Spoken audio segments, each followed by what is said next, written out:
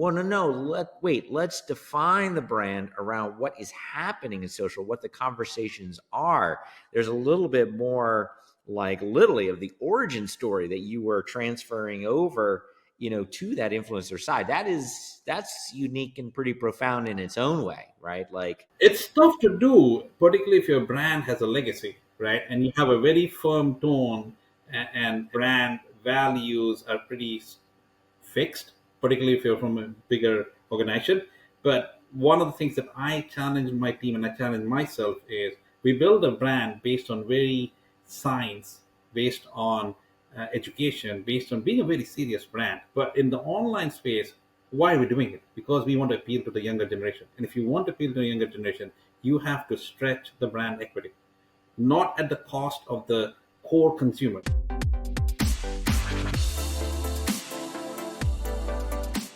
welcome back to Generation Influence, a podcast focusing on the movers and shakers working behind the scenes in influencer marketing and e-commerce. I'm your host, Bill Hildebolt, one of the co-founders of gen.video, a leading platform in the influencer marketing space focused on advanced analytics and e-commerce outcomes. Today, we're talking with Rahul Chowdhury, CMO of nutrition and supplements company Quten, which recently entered into an agreement to get acquired by Sanofi. Very exciting times. Yep. Prior to Quten, Rahul worked in big company marketing at RB, better known to some of you as Reckitt Benckiser. And I suppose I'm excited every week about my guests, but I have to say I'm really excited to talk to Rahul because his experience really bridges the core themes of the podcast. And so some of the debates that we've had on the podcast, like macro versus micro influencers, where is the ROI of influencer marketing, and other topics are really things he has experience with from all perspectives. And that's pretty unique. I had a sense of the crystallized insight in our pre-call, and it was an amazing experience for me. So I'm excited for today. I hope we can replicate some of the magic of that pre-call. I'm really excited for you, the audience, to hear his insights. So we'll get straight into it, I promise. But Rahul, let's start by you telling the audience a bit more about yourself and your career journey.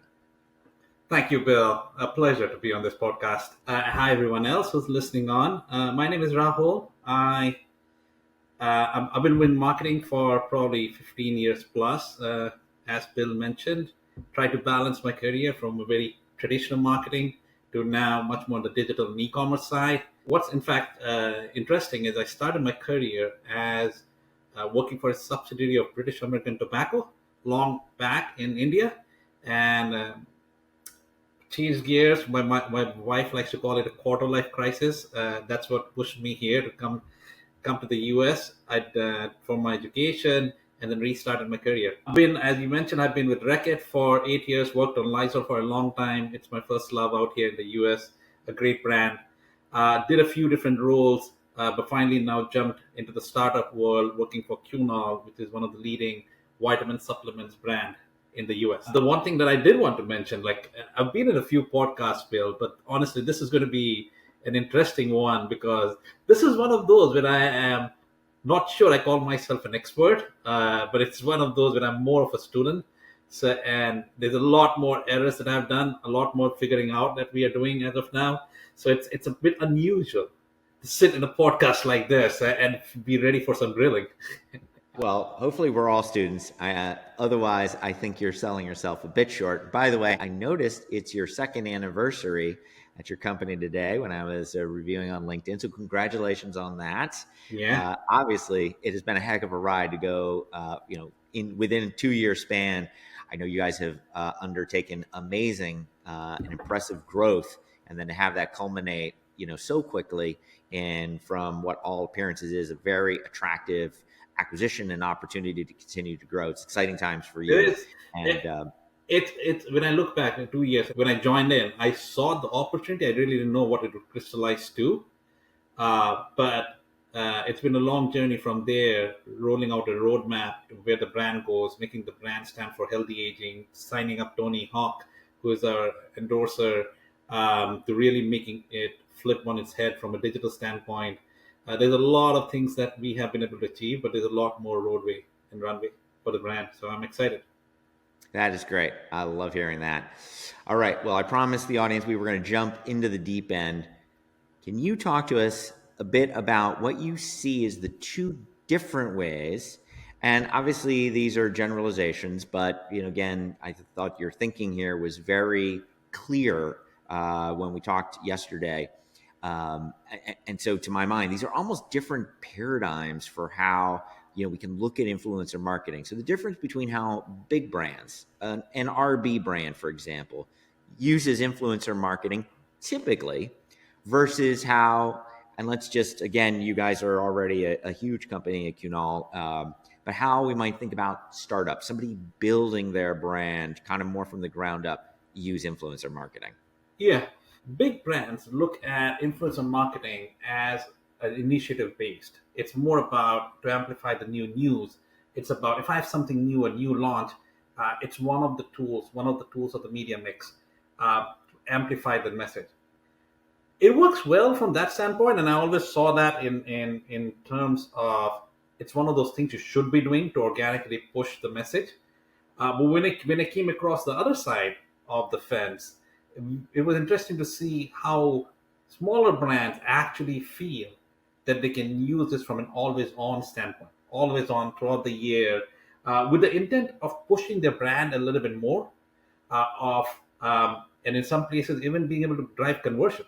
What was interesting to me is some brands have shown that they can use influencers to drive somewhat like affiliates, and be able to make money out of it. If you can unlock that, the scale at which you can do it is just unmanageable.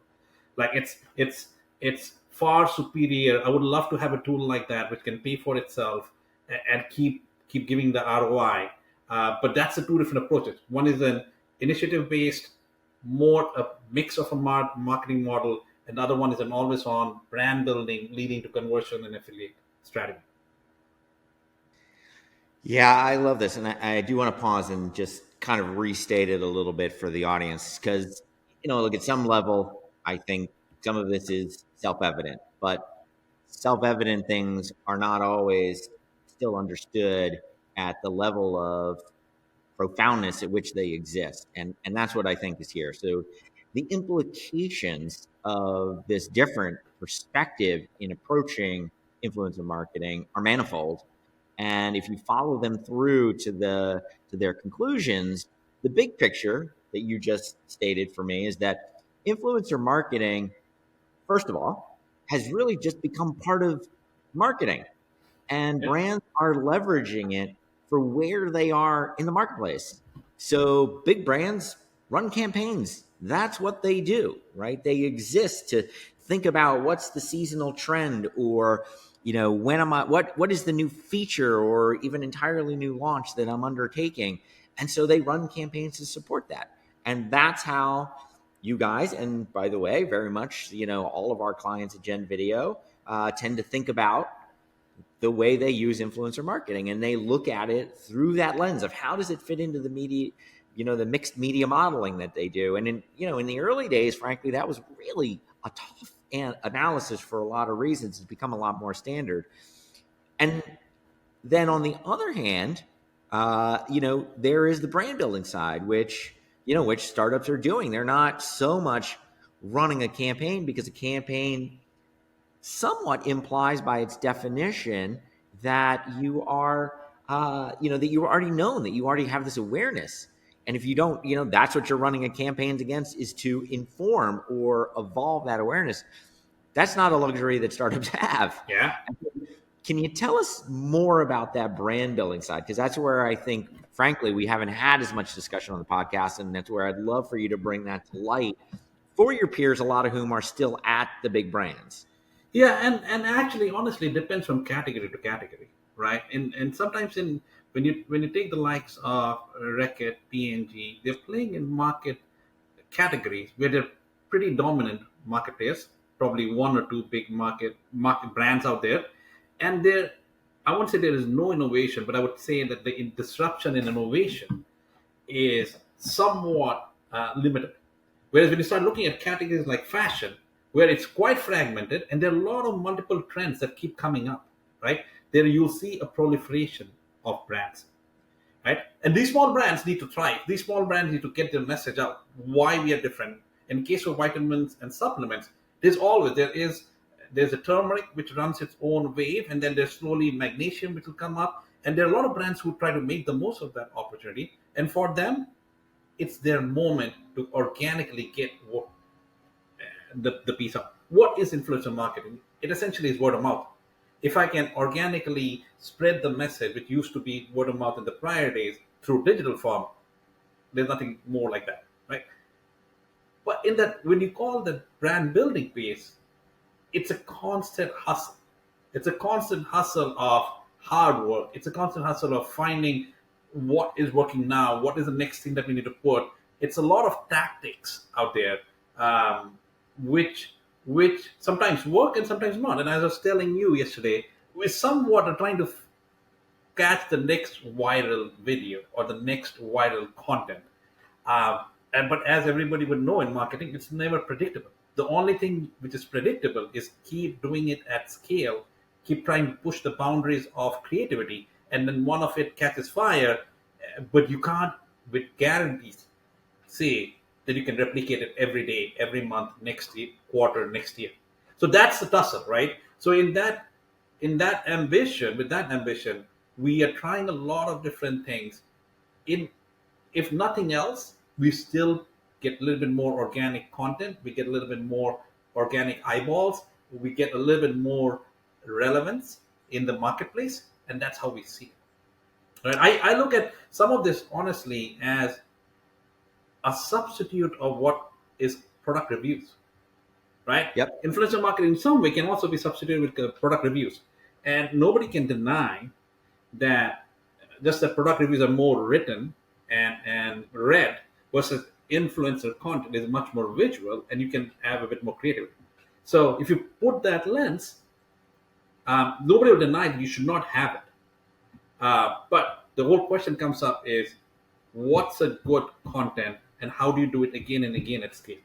Well, I love that detour that you just sort of threw in there around the product reviews because Gen Video. I don't even know if you would know this, but Gen Video actually started out as a company. The original name of the company was Expo TV. Oh, wow. And we were doing video product reviews, and very much legitimately, like you had to give the product a star rating, and you had to attach it to a UPC, and it had to be your true and honest opinion, and everything that you would think of as a text review, just in video. And we struggled emotionally at the time when we realized that we felt like, gosh, the future may be more influencer marketing, at least for us as a visual company, which is one of the keys even you highlighted, right? Product reviews originally were, and frankly have continued to be, largely text-based, but we were always visual. And so, so we realized, like, okay, the visual side of this seems to be going this influencer path. And so we pivoted, but it was hard because we worried about losing the authenticity.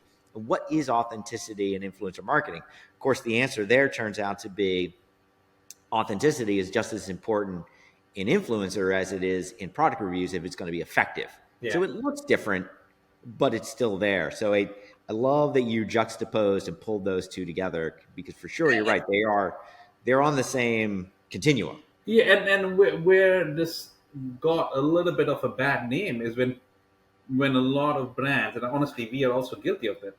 For us, influencer content became people holding the bottle in a nice way, right? And that really, and we did that. I see that as more as a reach and more as a impression-based approach, but it wasn't really a review. Um, but when you look at electronics, for example, as that segment, I keep looking at that and I say there is hope because electronics. If I have to buy any electronics, I am looking at product review. I'm looking at unboxing, and you can call it influencer marketing. You can call it product review in the visual manner, but that's what matters to me more than anything else, right? So it's just which category you need to understand your category. You need to understand the drivers of your consumers' purchasing behavior, and then put them together and say what is the role of influencer marketing for us. Yeah, another great connection, right? And so what's interesting about consumer electronics, you got higher price points. People are definitely looking for those long form product reviews or influencer videos, whatever you want to call them. They're seeking them out.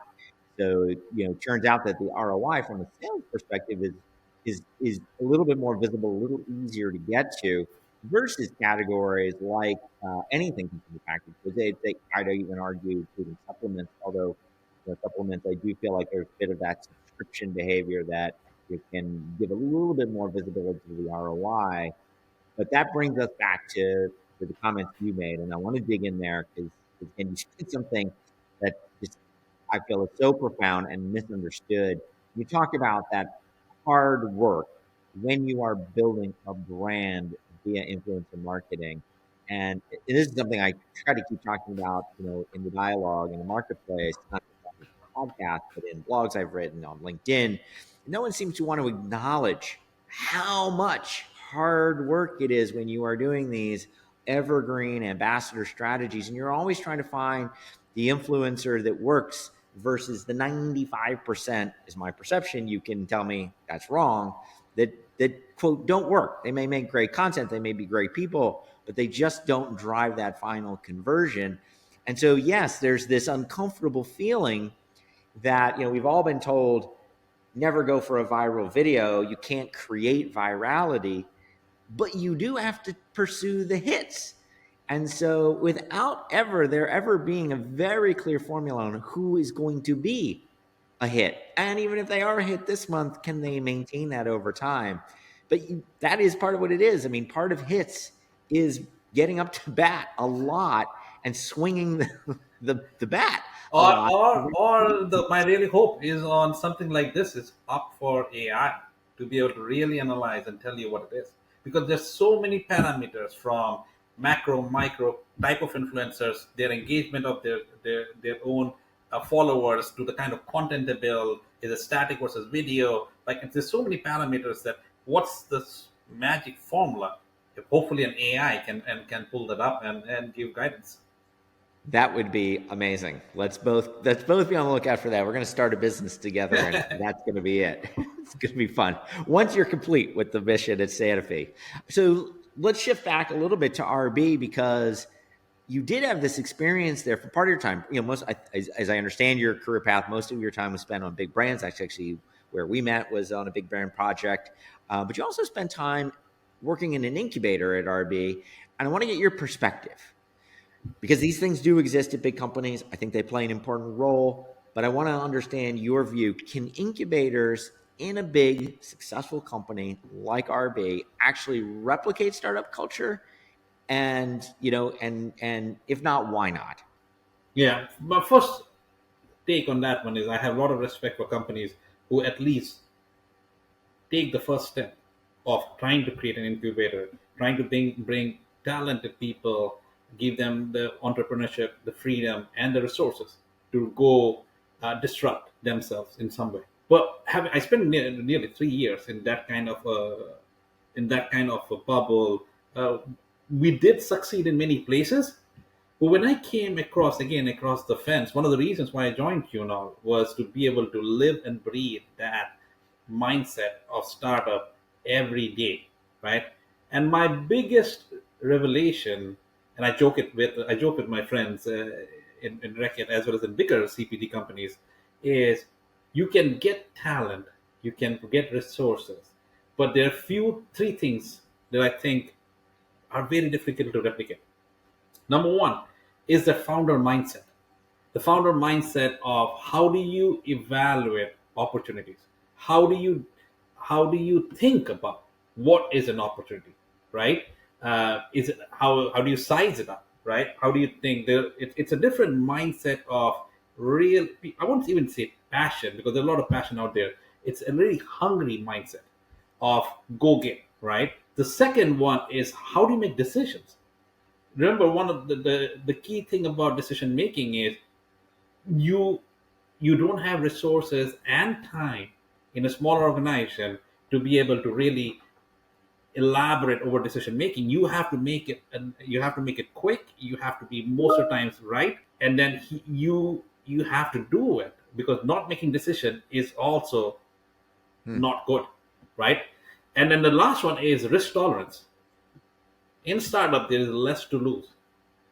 So you're chasing the next big opportunity. There is a little bit of a risk, but you're unlikely to lose much. In bigger organization, it's the other way around. whatever opportunity you size you are chasing, it wouldn't be as big as the risk if it backfires. So those three things, the founder mindset, the decision making, and the risk tolerance, in my mind, is very difficult to replicate. For somebody who's really interested in challenging himself, I would definitely encourage, find the right startup business you think you believe in, and then go experience it, because then you can bring those skill sets back to a bigger organization. No, again, that is such a tremendous framework to think through, and it's neither good nor bad. It's just the reality of these situations, and so this part of our conversation yesterday really reminded me of this Sun Tzu quote, which I had recently come across in a book, and so I want to read it for the audience, which is, "Strategy without tactics is the slowest path to victory," which I thought was profound. In that, you can still get to victory if you've got the right strategy, but your tactics aren't maybe so buttoned down. But then the second half of the quote is, "Tactics without strategy is the noise before defeat," which is really interesting in that, first of all, I think the quote so ridiculously fits our conversation. It's kind of spooky because big companies are really strong on strategy. I mean, they're already big. They've already succeeded to a degree. And so they get really good at this strategy thing. They know where they're going. But the tactics can end up being a little bit rinse and repeat, which makes them ripe for disruption. On the other hand, startups are full of these innovative tactics and a disruptive idea, but don't necessarily have the luxury to really have a comprehensive, coherent strategy beyond survive and grow. It's that lack of resources you talked about. And so it's interesting because we think of the startups as the disruptive force, and they are, but it underappreciates some of the underlying dynamics that remain in favor of the big companies. So I was sort of curious, as you think through that, how do you think some of these things get resolved? Like, how do these dynamics continue to play out now that you've been on both sides? Yes, and I would partly disagree with it, just because I won't say tactics without strategy, the noise before defeat. I think when the Sun Tzu spoke about it, the way of warfare was very, whoever had bigger muscle power essentially led it, right? And so Yep. it's more about strategy. But in today's world, if you think about it, it's micro battles that you have to win, right? Cyber warfare, there is no there is no big strategy that you can build on it, right? But today's world is different. But having said that, I see it honestly as two different approach. One is a top down way of strategy and business, and one is a bottoms up way of running a business. The top down is where I see bigger companies, they excel at. They are clear on their strategy. They're clear when the business they want to take their business, and they just now try to build an execution plan that can execute the strategy. The other way of doing it, which in many places can be powerful, it depends on, again, the moment. It depends on what the objective is. If you have strong tactics, you are just focusing on how to take the next right step in the right manner, right? Uh, and you just are, that's what startups are doing. They're surviving, they have to survive for growth. And so they're only focused in the next step. And over the course of time, they will realize that they probably are in a different place than what they thought they would be. But till the time they are further away, they've covered a distance, they have grown. And that's when they call pivot. And that's when they pivot their business, and they call the business to be something else. Every big company started wanting to be something, ended up being somewhere else, every small, like a startup in somewhere. So the lines actually, which I start thinking of when I think of the startup world, is the line from Frozen. It's something like in the when you're in the unknown, just take the next first step. That's what it is, right? And I would love if I recollected the exact line, but that's the mindset that you have. Don't think much. You have just one thing to do: survive this day, but ensure that you're taking the right steps. That's how you go from there. Eh, I also like I'm a person who always looks at analogy, and I keep seeing and examples from nature, from systems, from processes. And the way I see it, like a forest needs both. It needs the tall trees, and then you see saplings at a small time who are also trying to just go grounds up. They will go in any direction they get sun rays, right? They are not really thinking I need to grow straight. I would love to grow straight, But if I need to chase sun rays, and from wherever the tall trees are not giving it to me, I'll go in any direction where I can. And sometimes they are just tilted, but they still survive. It's a matter of surviving and then standing up.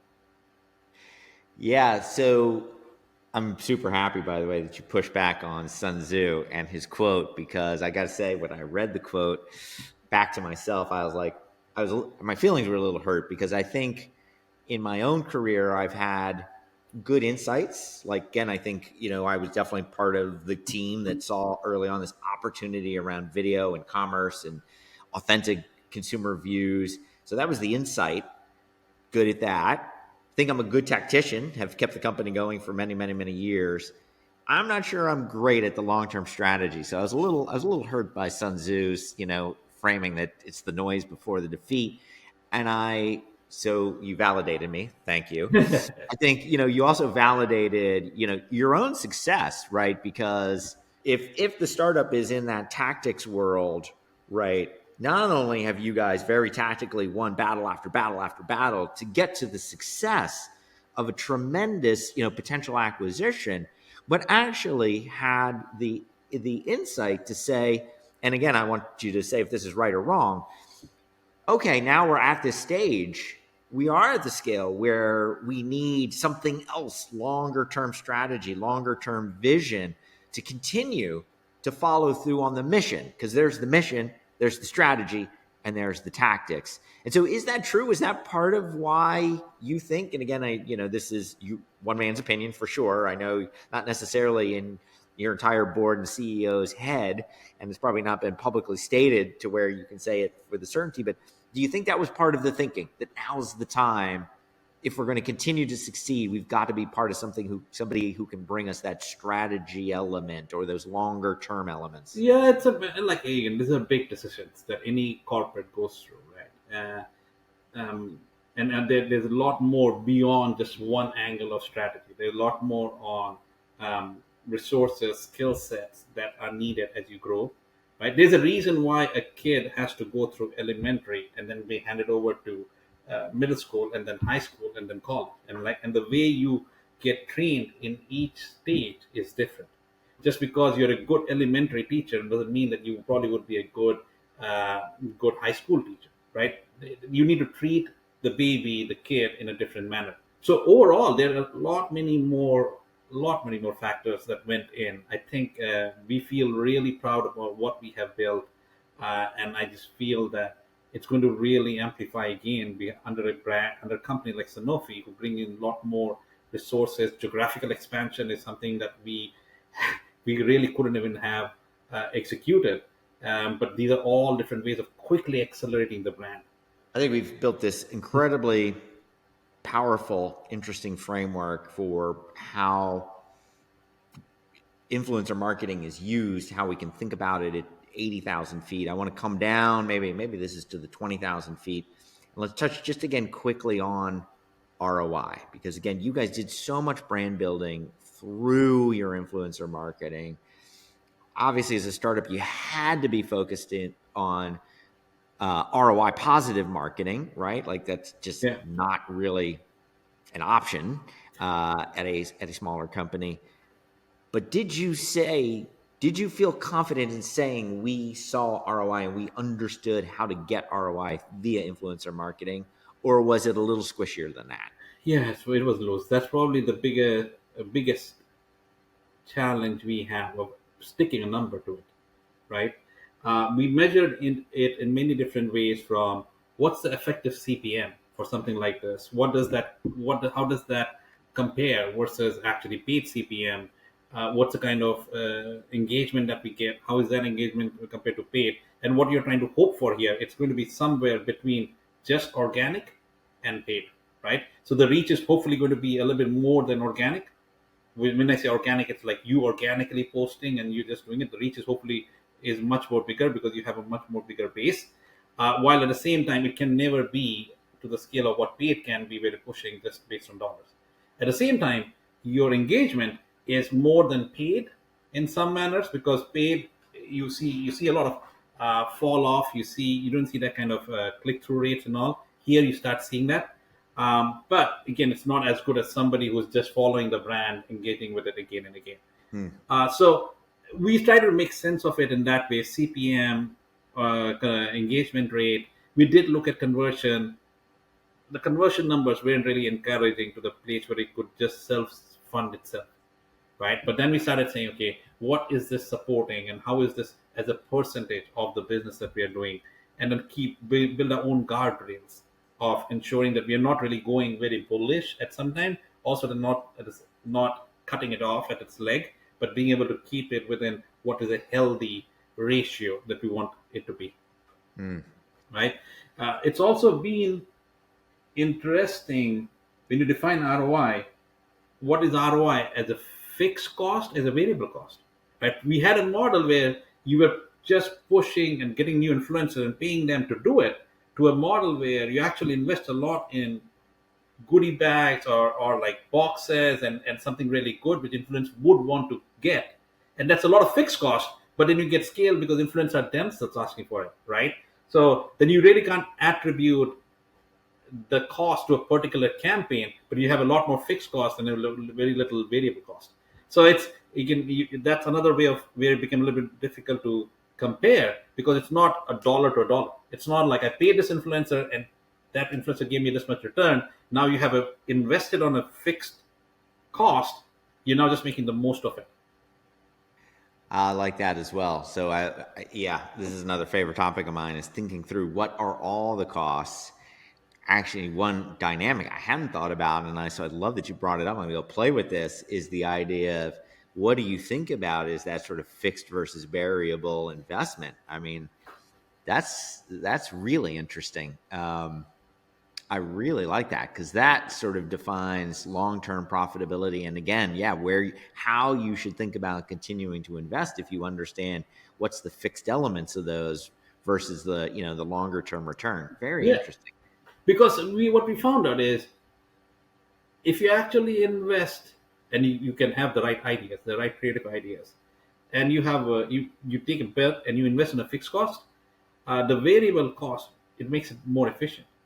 You are able to get connections. You're able to get better reach at a lower cost. But then that technically you have to attribute a fixed cost to it. So previously it was very simple, just buy in yourself. But now it's a different model. Really interesting. That is definitely something to play with. Mhm.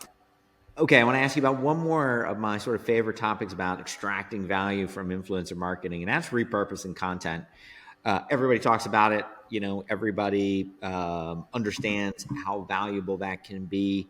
The challenge, and again, as the audience knows, and I think most of our clients at gen.video tend to be on the larger side, and so the challenge in repurposing content on the larger company side is the frictions and the barriers between different departments and coordination of activities and even just technical coordination. And so that's what makes repurposing hard, and that's where we put a lot of energy, is breaking down those barriers and figuring out how we can connect the dots to get that value out of the repurposing. Was it any easier at a smaller company? Like, did you feel like you did a great job getting the rights and then being able to repurpose that content in different ways? Or is it just a different set of struggles to unlock that value? No, and one of the things which excited me again when I joined this is I set up the whole team the way I wanted to, right? And again, in Reckitt, when I worked on the brand side, I saw the challenge of between digital and the e-commerce team, and why people looked at their own pieces. And then I worked on the digital side, and I looked at the brand people. They're really not understanding that the new world needs to speak this way. And then I sat on the e-commerce side, and I said, you guys already know what is making content move. So I saw the pain from all three lenses.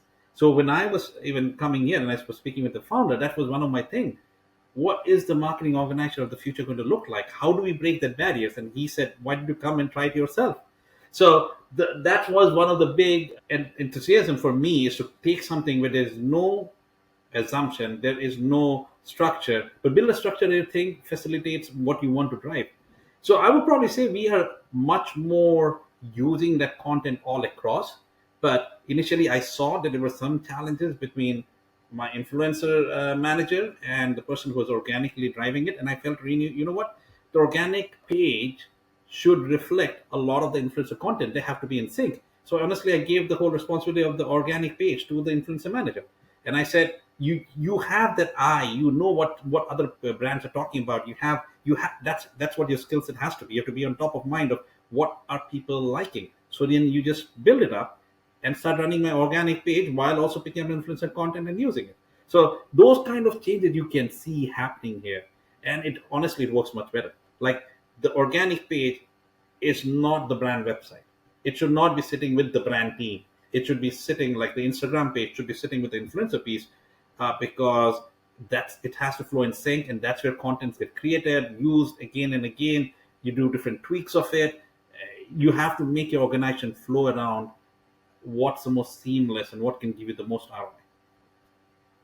That is again fascinating. What I think a lot of times the way we think about this is we think about, okay, we understand the brand voice, we understand who the brand wants to be. Let's go find influencers that match that brand voice, and then can authentically deliver it. I give brands a lot of credit that I think they do a great job saying like, okay, now that we found that influencer that, that embodies who we want to be, let's be editorially consistent. Let's use that content everywhere. Let's be very thoughtful about the things that they are saying. I haven't heard a lot of people though go to that, next step though, to say even more broadly, well, no, let's define the brand around what is happening in social, what the conversations are. There's a little bit more like literally of the origin story that you were transferring over, to that influencer side. That's unique and pretty profound in its own way, right? Like, It's so that tough is, to do, particularly if your brand has a legacy, right? And yeah, you have a very firm tone, and brand values are pretty fixed, particularly if you're from a bigger organization. But one of the things that I challenge my team and I challenge myself is we build a brand based on very science, based on education, based on being a very serious brand. But in the online space, why are we doing it? Because we want to appeal to the younger generation. And if you want to appeal to the younger generation, you have to stretch the brand equity, not at the cost of the core consumer. And that's where I keep remind, like my benchmark to my influencer and my team is, would somebody 45 plus see this and say, hey, this is not my brand? If it doesn't meet that, you have the right to stretch it. But if you think that somebody looks at it and say, I don't really think this is my brand, then you need to pause, right? Because there's a lot of there's a lot of challenges in influencer marketing. The kind of people you associate yourself with, what are their background history? Do you do the due diligence on it? But those kind of challenges come up, and that's the only metrics I keep taking is, would somebody, if this becomes public, if somebody does a deep dive into it, would they have an issue with the brand getting associated with this content or this person, a 45-year plus person? If not, we got to keep stretching ourselves. yeah, that's the exact right framework or perspective to look at it through. I totally agree with you. I mean, I think there's a lot of common sense that can go into that. Like, if I'm looking at this, am I, does this suddenly become a brand that I am not comfortable associating with, or can I see through it and understand the difference between, who that influencer is and what this brand is, why the association was created. I think we give consumers frequently too little credit for being able to, make those jumps correctly. But I do love the way you brought it down to your own common sense and looking through, again, you trying to sit in the mind of the consumer and see it through their eyes. Is And, exactly and, right. the, and the key is, as I think you referred to, is authentic and doing it again and again and again, right? It's not that you see an opportunity and you just jump on it, uh, but then you're stretching the brand only once. But it's more about, I authentically feel that I should be appealing to people who are in the 35 age group, who are starting to think about what does aging even mean, and how should we appeal to them. Let's start talking their language. They probably are not in our books now. They are still not like made up their mind that they need us, but we need to start really building the conversation authentically. What would Yeah, that mean? amazing. All right, there's so much here to think through that I'm going to have to go back and study the tape about 6 times. But so very, very appreciative. I want to close with one of my favorite games that we do from time to time on the podcast. I haven't done it in a while, but it's very timely. It's our mutual connections on LinkedIn. When I looked at who we had in common, I was like, this is the most interesting list potentially ever. Oh my And God, I can't so believe it. so the way we're going to do this is tell everyone the entire list. I think it's 13 or 14 different people. Again, also showing what a small world marketing is. And then we each take a turn and we talk about somebody who had a profound impact on us. And then we share, the story, the other person's story about that contact. So here we go. Yeah, Here's I'm the excited. list. Peter Bavaro, who is a video expert, largely in and around New York. I think he still is because there's an apple as his as his profile picture. I assume that's the Big Apple. Adam Paul, who was actually an employee at gen.video at one time and then spent a bunch of time at Axiom. Paul Gelb of Bear. Jessica Thorpe, who's my co-founder, so that was an easy one. Nathan Marafiotti, Alex McCord, Melissa Burdick, who I'm very excited is going to be a guest on the podcast in Oh, an nice. upcoming episode. Yeah, She's I doing. love Melissa. Yeah, she's doing. Lynn D'Alessandro, Jay Ventimilla, I hope I'm saying that right. David Zapata, a very famous person in the marketing world, Mark Sternberg, Scott Silverman, Samir Bhavnani, another former gen.video employee, Sean Gasparini, Panos Bakrikis, I think I'm saying his last name right. Maybe not. Oliver Chapman, Marta Lascano, and last but not least, Derek Yu, and those last 5 were all former Reckitt employees, which is Yes. clearly how you know them. Derek was a junior guy who worked on the brand VI Poo that I'm not sure ever took off hugely, but he's a great guy. So all right, so you get to go first. Yeah, Pick one. it's a tough one now that you say it this way, right? Because yeah, there's a lot of Reckitt folks, and then there is different people in this industry. I think the question is who has had an impact on me? Yes. Nathan. Okay. Nathan, I love Nathan. We worked a little bit together in Reckitt. He's such a cool guy. But he also had, many times I've sought advice from him, guidance from him. He was among the few people who actually jumped into e-commerce long time back when e-commerce was e-commerce, right? And I gave him a lot of kudos for that.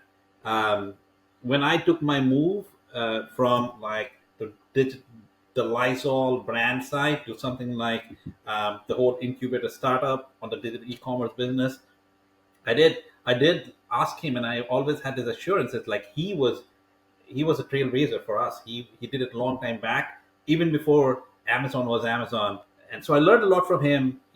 I think I'm a little bit losing in touch with him, but I think this would be a great opportunity for me to reach out to him and say thank you once again, publicly. Yes. That is a great story. I would agree. Nathan's a great choice, and you're 100% right. He was so early in e-commerce, especially on the CPG side.